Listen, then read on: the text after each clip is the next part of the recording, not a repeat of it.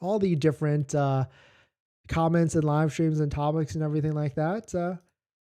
So in this next topic, you might have seen it. We're going to talk about, is Tesla a premium brand? We always talk about how Tesla, or at least I feel like Tesla, is not a luxury brand at all. And so I guess maybe premium and luxury are being used in the same context here. But this is an article that was posted on Inside EVs and Motor One. And I guess they're going to dissect about whether Tesla is a premium brand or not. But of course, my thoughts are, Tesla, in terms of build quality, luxury materials and things like that, is not a luxury brand, but technology wise they have surpassed everybody else, and the technology is definitely a luxury technology intuitiveness brand.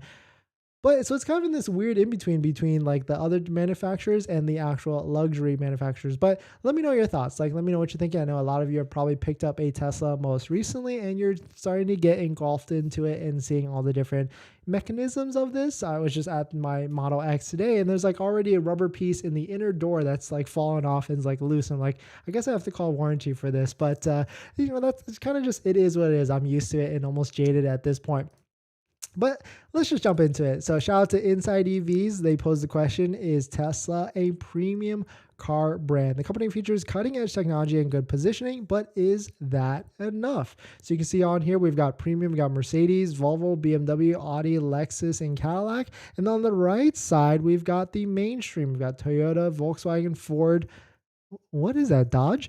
Chevy and Hyundai, not to be confused with KN or Kia, but Hyundai right here. And so we take a look at it. So right here in the beginning, Tesla sold 1.3 million vehicles last year, which was huge. I mean, they were labeled as the #1 luxury manufacturer in the US, beating BMW last year by selling like almost 500,000 vehicles in the US. I think BMW was like 510 or something like that. But volume is up. But when you hit numbers like this, 1.3 million vehicles, and to give perspective, I think Toyota is like 8 or 9 million total globally. And so, people are definitely speculating that Tesla will get up to like 1.8 to even 2, or maybe even 2.5. But so that gets into more volume type of thresholds. But taking a look, so premium, yes, the main reason for placing Tesla in the premium segment is the positioning of the cars, which not only includes the price, but also the way the company communicates its production to the public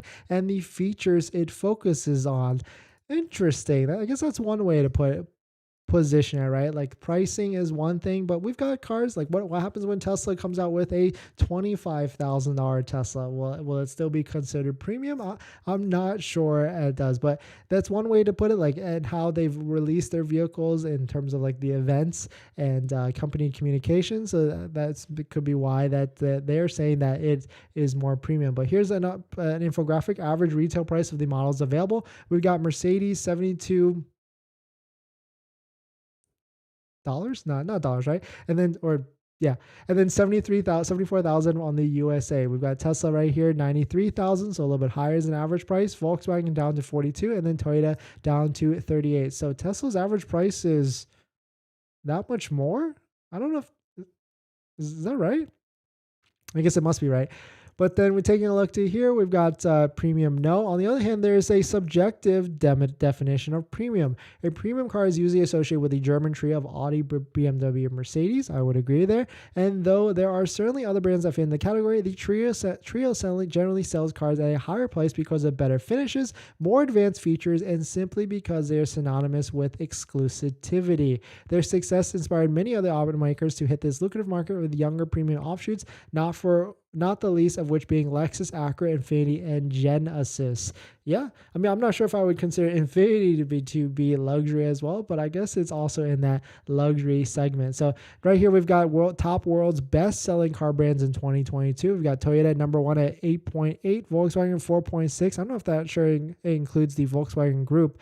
Honda 3.6, Hyundai 3.6, and the list goes on and on with all these volume actual numbers down here.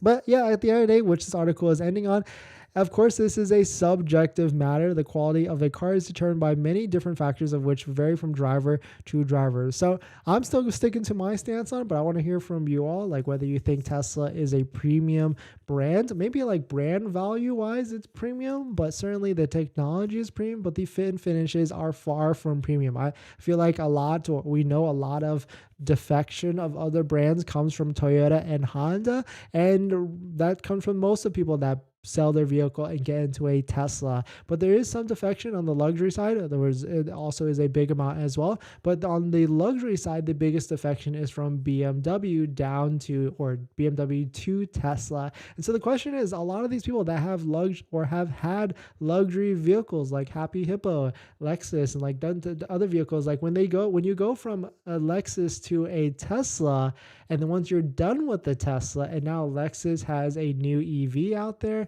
Audi has an EV out there, BMW has an EV out there, does that same person go back to the BMW, the Lexus, the Audi, or do they stay with the next Tesla? And so that's the big question. I mean, or do we get so engulfed in the technology with the intuitiveness of this, and it's really hard to drive something else? I can tell you, for one thing, we've had 4 Teslas back to back to back, and I've had a Lexus most recently and it was pretty hard to get back into a Lexus plug-in vehicle because of how intuitive Tesla is and how like different things you just get used to, like just swiping on the navigation and just going to your next destination. Like there's just a lot of shortcuts that Tesla has built in and continuously built in.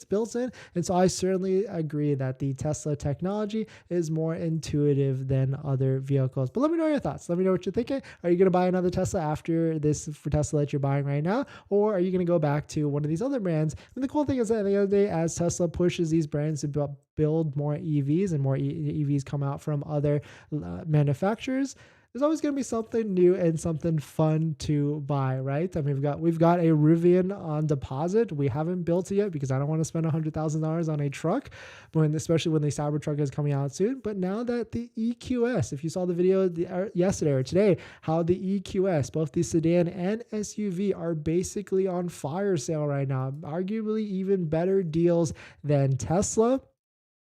It's kind of hard to ignore and kind of hard not to just see like what is the price, what is actually out there. I mean, shout out to Zach, Black Model 3. He's been posting a bunch about how the deals on EQS and EQS SUV are really good right now. And his dad just bought an EQS because of how good that deal actually is. And I imagine this is like a $600, $700 a month payment for an over $100,000 vehicle. I mean, of course, granted, it's probably a lease at the end of the day. He didn't respond. I asked him what the payment was, but they didn't respond to me. But definitely some pretty interesting stuff. Let me know what your thoughts are. Of course, probably this EQS is maybe not as good technology-wise, but maybe actually a luxury vehicle at the end of the day. So we're going to jump back into the live stream comments. But before we do that, this video is actually sponsored by my Patreon link. Down in the description is the Patreon link where you support the channel, so definitely check it out if you're interested.